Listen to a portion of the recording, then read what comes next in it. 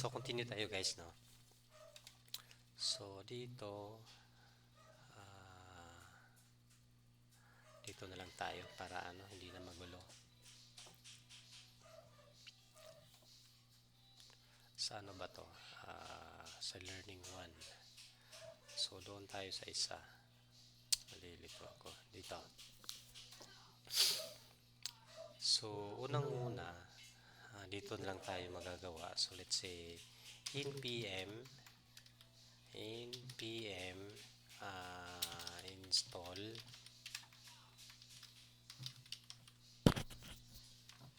ano ba yon? Install React router DOM. React router.dom. Okay? So, yun daw yung gagawin natin. So, ano ba yung npm? So, ito yung node package.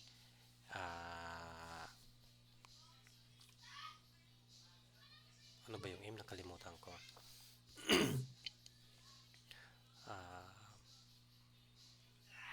Management. Node package management. Hindi ko alam. So, basta yun yun. So, try natin. Tapos, balik tayo muna dito. So, unang-una ito yung gagawin, no? Install tayo. Tapos, doon sa home natin, about yung nakalagay sa kanya. So, ito lang muna yung gagawin natin. Titest natin. So, maganda pag ita-type natin, no? Hindi yung copy-paste. Kasi, pag ika-copy-paste natin, hindi natin mapapractice. No? So, tatry natin. Import React from React. Okay? So, dito sa home natin, instead about, so, gamit tayo ng import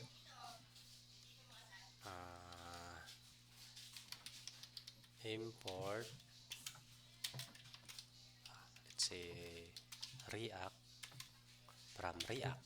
So, yun. Next is function. Let's say home, yung nakalagay dito. Let's say function home. Let's say function home. So, yun. Nag-suggest na siya, no? So, may class name ako na home.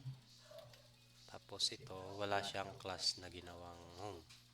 So, ano ba tong class na i-name na nandito? Tanggalin muna natin. Okay? Hindi ko pa alam paano gamitin yung class name na nandoon. So, welcome to the homepage. This is the main landing of the your applications. So, ngayon, paano naman natin ito ma-access? So, ma-export pa pala dito sa baba. So, lagay natin yung export default home. Okay? So, itong React na nandito, ano ba to? Anong gamit? Okay. So, next is add route in apps. So, i-apply na natin siya doon sa So, na-install na yung no? So, instead running pa naman din. So, balik tayo dito sa apps GSX ba yun? Apps GS. Sa page kasi tayo, no? So, sa source. Tapos, I think, dito yun. Dito natin siya i-add, I think. No?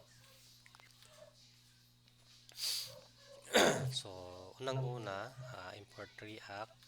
Let's say, dito sa taas. Let's say import React, then import browse router,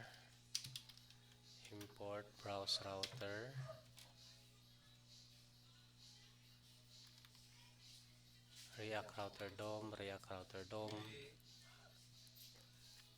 ano? So, okay. So, let's continue, no?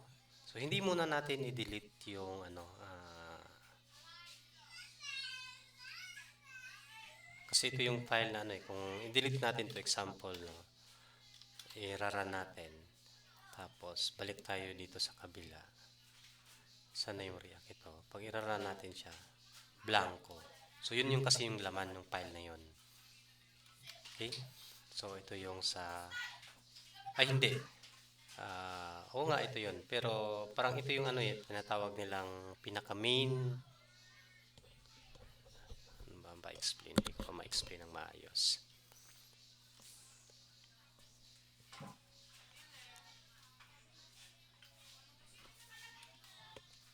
Hindi ko pa ma-explain ng maayos, no?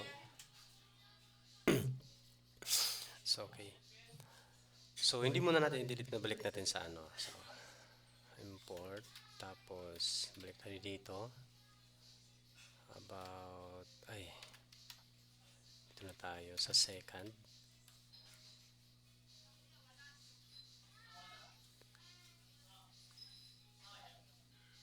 So, tapos import about. So, tatawagin na natin itong ito. No? So, let's say import.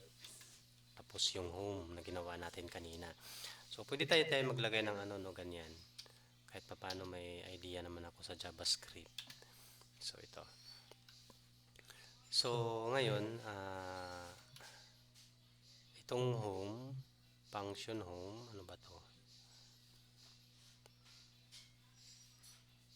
So, ito yung home. Tapos, let's say,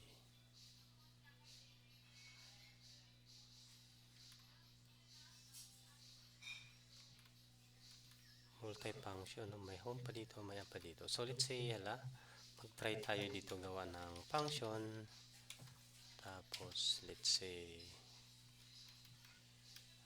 ito is home.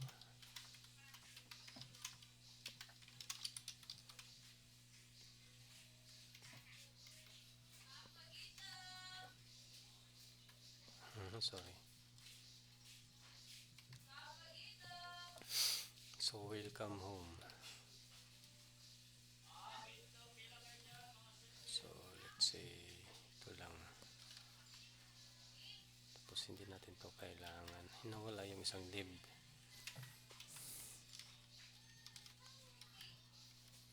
Ay. So, yan. So, check natin kung lalabas ba to. Pero bakit, nalilito ako, wala? Tayo. May error. Kasi, may import pata sa baba.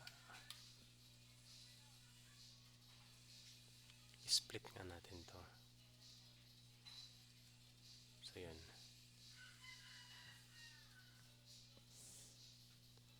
So, si home, nilagay ko siya dito.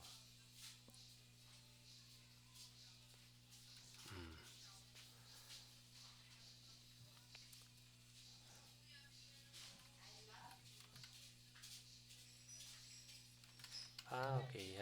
Medyo naintindihan ko na. So, balik tayo dito, no? Kaya, so let's say, tayo ng home.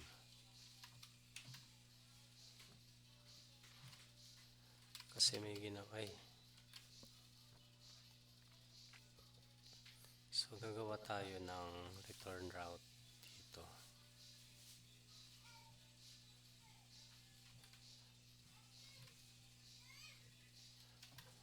Medyo magulo pa. Then, let's say, router.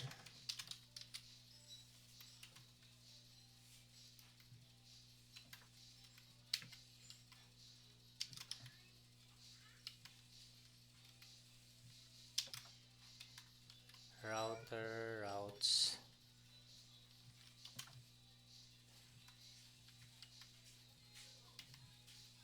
So, ito na yung home natin. So, maglagay tayo ng home.